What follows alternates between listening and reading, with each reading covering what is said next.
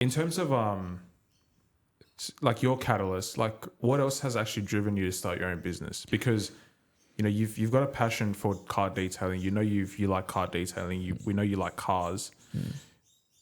But why start a detailing business? Like why start a business in the first instance? And like to add on to that, it's like, how do you push through the difficult times? Because I know like everyone has passion, but there's times where you get challenges and it's just like, oh, do you really want to do this? Like you have that doubt in your mind. So it's like, what pushes you beyond that like difficulty or like those challenges you have? Because that's to be a deeper reason, yeah. I think for myself, like a big reason why I got into business was watching close people in my life work that 9-to-5 life and essentially give everything that they've had to something that is not theirs. Essentially, you're working for someone and you're paid a specific amount for that amount of work. And they do everything in their power to work so hard just to be able to just make ends meet. For myself, I feel like if I was to be able to use that as motivation and then also my drive to work into something that was my own, I would be able to build something huge. It would there because there's no limit at that point, right? At a place where you work, there's limiting factors. You can go all out. But at the end of the day, you're going to be working for someone else. You're going to be at a specific level. It doesn't get as far as you want it to. Running my own business, I'm able to put all that effort into one place. I'm able to build something in my own idea, or my own, I guess, what would be the right word? Having a complete mind blank. Putting your vision. Bringing out my vision, essentially. Exactly. So that's like a huge part. And I want my business to mean something. I want it to... The vision for me, a big part of it is to build a community. And I can only build that community, I believe, through my own vision. A place for people to come and meet and, any people that have faced similar issues, that there's like a safe place for them to come down and, talk about their issues and then also engage in activities where it's similar to everyone else.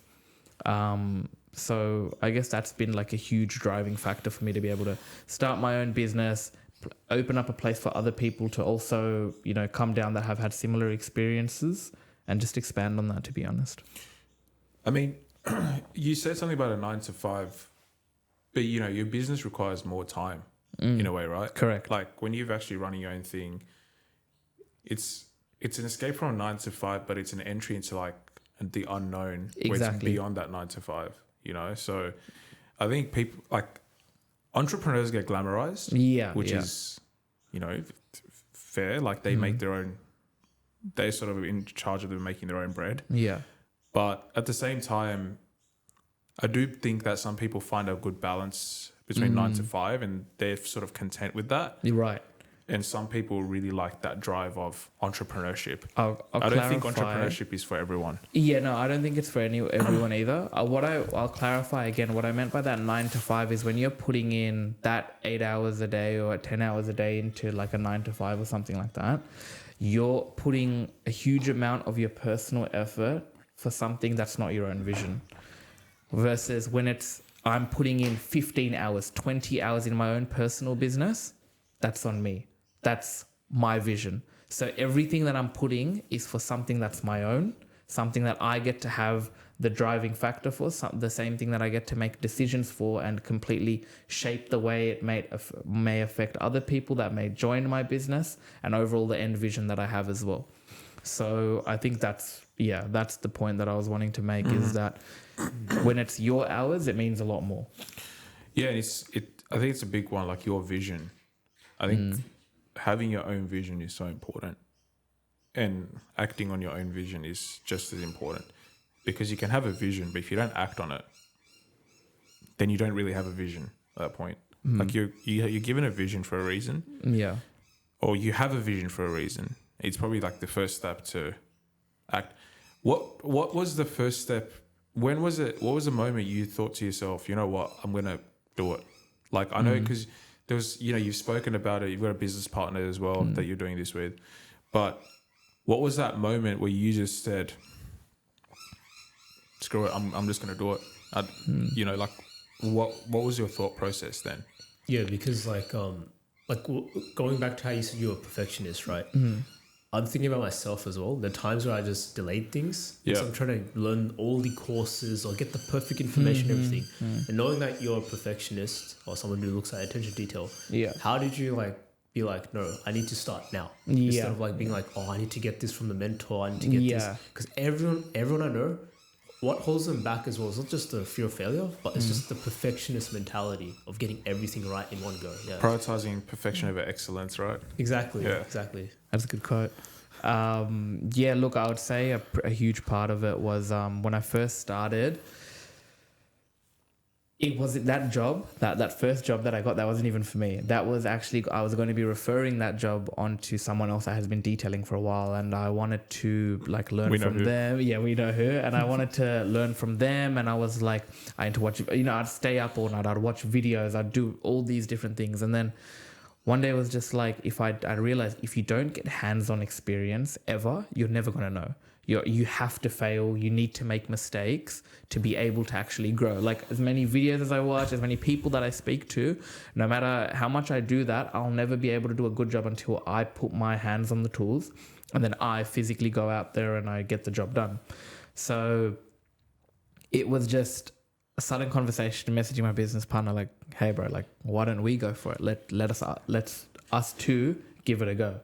And we got the tools and we just sat down, we gave it a go, and we spent so many more hours than we should have. But it was a place where we were able to be like, hey, a lot of these uncertainties that we've had, they've just been completely demolished because we're like, oh no, we can do this, it's possible. And it's just time and effort and having the right tools and a little bit of knowledge as well. So putting all that knowledge down and applying it and seeing how it came out is what then started to push me to get on, start building something. It was like, no, I can do this. I can do this by myself or with my business partner. But I guess for both of us, there's a little bit of, we're both individuals as well, and we have our own individual journey in the business. And both of us had to come to a point where we're like, no, hands in, let's go and do this. Yeah, I think it's interesting you said that you wanted to pass that job to someone else. So it comes from a fact of you probably didn't have confidence or belief in yourself to do it. I think that's what a lot of people lack at the start, right? It's just imposter syndrome. Yeah. And it's just like, no, I can't do it. But then I think sometimes first step is you got to fake it in a way. You got to know what you're sort of doing, but you actually don't. This podcast, for example, if we look back to the conversations we had last year in November, right? There were some cringe-worthy conversations, just trash, man. I'm talking birds chirping, a bus going past, kids crying in the background, some guys revving some engines. Yeah, and it's just but. It was just that, we're like, oh, you know what, this is great. We finished up, we're like, oh, dude, we smashed it. That was so good. And then now we're just like, oh, okay. That's what it was. But I know, maybe in a few years down the track, a few months, I'm going to look back to this moment and be like, what were you doing? You know what I mean? But no, 100%. I agree. You always look back and it's always places that you can improve on. And it's the same thing where, it's the same thing when you see Facebook statuses, when you were in, you like for TBH. I failed maths. Yeah, I remember I was putting out my HSC marks out there, bro. I was like, what the hell am I doing, bro? I was going out there telling people I failed this. Hi everyone, I got 96 in this, and I got 57 in this, and 82 in this. And you look back when you're 15, you look back at something you said when you were 12. When you're 18, you look back at the 15, and it will actually go on forever. Yeah. And that's when you have to make that mental decision to be hey, there's always going to be mistakes. As long as I'm great, you can laugh and, obviously things are going to be cringe and it's good. You laugh about it.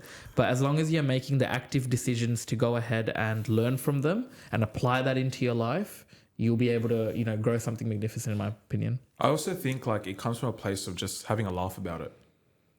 I think just knowing that it was cringe and not actually being afraid to admit, yeah, it was cringe. But you know what? It was funny at that moment as well. You know what I mean? this is the thing. Like, I think as we get older, we get too judgmental of younger people, younger kids, of what they do. See 18-year-olds, like, for example, like TikTok's massive, right? Every child's on TikTok right now. They're making these cringe videos, blah, blah, blah. But it's like, I'm certain if we had TikTok back then, we would be doing the same thing. Yeah. I'm like, and if anyone says, no, I wouldn't do that, it's cringe. No, you would. No, you would. Because that's what the cultural norm was, right? That's what the social norm was. And there's nothing wrong with that, I think. Like, look, do I think some of these apps and have a damaging effect on kids and the way it acts? 100%. But what I'm talking about is like the culture. Like, you know, let's go out and do a prank or... I mean, pranks used to be on Vine and stuff back in the day, right? Remember guys from Vine? Yeah. King Batch and Sam and Colby. Those were like two big Viners back in the day, I remember. Yeah. You know Vine, right? Yeah. Vine was like the original TikTok. Yeah, so I reckon the Chinese have just looked at the Vine and been like, you know what? Make it shorter and unlimited scrolling. They just perfected the app. But you know, I actually heard on a podcast, if you notice, it's unlimited scrolling on anything, Instagram, right? Yeah, The guy actually who made that regrets making that, like that feature. Really? Yeah. I don't know this story. What was the story? I don't remember his name particularly, but the guy who came up with unlimited scrolling, like he regret making that because like of the effects it has on people. Like people are addicted now. Like it's like drug addiction almost. Like it's not just drug addiction. It's the fact that major corporations have been able to change it into something. It's essentially a weapon at that point. Like if you see how TikTok works, like I know everyone knows this, but I reckon like a lot of people face this at one point when they first got on TikTok, which was like they look at it 8 o'clock, suddenly look away, look back at the time, and it's been 4 hours. You're like, how the hell did 4 hours get past? And it's because the algorithm is so smart. It is so smart. It goes completely based off what you've been watching. Like if you say there was 10 videos in that feed, right? And then you looked at one video maybe a millisecond longer than the other one, your next video is going to be something similar to that. And then it gets you intrigued. And then the same thing, when it realizes that you're getting bored of this and there was something else that you're interested in, it applies that. And you're just like, dude, what the, like, that's so much data right there on how someone's brain was performing during that period. The funny thing is they also, I think it's in the terms and conditions, but they have the right to access your front camera and they've actually got biometrics to actually assess how you interact. So if you look at something and you laugh, like see a puppy, right? You're like, oh, cute puppy. Next video might be a puppy or a baby. Or, you know, if you interact with something like, oh, no, you know. Can you imagine wearing a mask and just like sending their team on like the wildest goose chase? They're like, bro, why is it our algorithm working? Anonymous mask. No, but you're right. Hey, that's actually a good idea. That'd be a good test. Just send the whole thing out of whack. Yeah, open a TikTok account, wear a mask, and then scroll and see if it picks up an algorithm. You can probably tell by like your eyes and other things. No, just show your eyes. Just probably sway. Yeah, but like there's so many other subtle things like autoplay as well. Like you don't have to even press the video anymore. Remember before, like you'd have to double think. You have to think critically if you want to watch the video, like on Facebook and stuff, because you'd be like, is it worth me like pressing the play button or pressing the... I don't think we even had next like on the footage. That's actually a crazy idea. I can't remember. And things like that. Yeah. It's like we had to physically make a lot of but actions. Now it's just like autoplay. Yeah. You don't touch anything. It's just like automatically. You're like, oh, 10 seconds. Oh, another 20 seconds. No, it's not much. Your perception of time just goes out the window. But I will say the good things that have come out is some of the songs that come out of TikTok. Hey, I'm not gonna lie. Some people come out with absolute bangers, and like it's made some songs well known. And secondly, the memes. Look, the dark side of TikTok. No, look, I've said this before and I'll say it again. Any sort of social media platform, if used correctly, is a great tool. If you use it to your advantage, whether that's, you know, showing your business out there and learning how to apply it to, you know, essentially I'm one of the bad guys because when I'm making these videos, I'm on my mind, it's just like, what will get them to stay on my video? Because as a creator on whether it's Instagram, TikTok, a huge part of it is seeing the insights and seeing how long our retention is. So we have a graph that shows us when the views start going down, and it teaches us to make even better quality content so that people, essentially the people that we're talking about, which is us, are also the consumers. And and how much like we can get them to stay on our video, because essentially TikTok makes money off that the longer people stay on the video. But in my opinion, look, if you use Facebook, Instagram, TikTok the right way, to learn, to market things, it's a huge place to learn as well. Like I remember whether it was like software coding or SQL, or if it was learning about how specific cameras worked, or even with Revive detailing, right? That page only follows fellow car detailers and massive like car brands.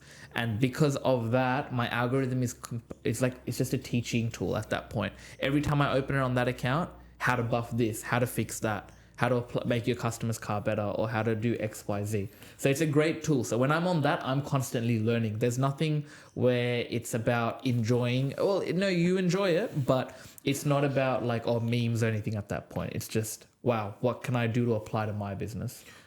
Yeah, you're right. I think if you say this really well, be a creator, not the consumer. That's actually stuck with me really well. It's almost quite FYI, not just a quote. This is why this guy deactivates every 2 days. But you know what? I agree. But the thing is, like, I found like deactivating, moving away from it has actually given me more time. And it's just, you're not, why are you laughing? Because you reactivate it as well sometimes. I haven't reactivated in a while. I reactivated for click. Yeah. It's just funny thinking about that. But yeah, go on. Sorry. No, I reactivated for business reasons. But you're calling me out on podcasts. God damn. Just hilarious. I don't know. Go on. But I think I lost my train of thought. No, I think like it's a tool I think social media has allowed the flow of information, right? With that has come a bad flow of information, because people now are starting to overshare too much. They want to post things that you shouldn't be posting. You really shouldn't be posting, you shouldn't right? be. It's simple as that. You shouldn't be posting. You know, that woman that's getting cheated on, for example, and then she posts like great things about her boyfriend or partner, like, we're doing great. Are you actually willing to share the fact that your husband's a loser or is cheated on you? Like, look, I don't mean this in a bad way, but I'm saying like, it's a fake perception you're putting out there. Right? It's a fake perception. And sometimes that fake reality, you start living it. Also, but other people will look at your fake reality and be like, oh man, like they're doing so well and I'm not, it becomes a comparison. Not only that, it then gets put on that person, the individual that created that in the first place, to live up with the facade. Because if you realize, I've seen this with a lot of, whether it's influencers or creators, the way they create videos, they'll do something suddenly a bit more different to maybe their personality. And as soon as they do that, the comments are like, what? Like, what is this? Like, I don't agree with this. Like, bring back old videos. And then that's it. Switch. And they're back onto creating things the way people want. So you're essentially keeping up a facade, and you're not living like, true to yourself. And you're living in the moment. You're trying to live you're trying to live a reality that doesn't exist. But I also think that, like, man, I had a really good thought. I just completely just left my mind completely. I'm sorry. That's all right. I think it was about be the creator. Not only that. It was something I had. We'll come back to it. We'll come back to it. But yeah, I just think that it's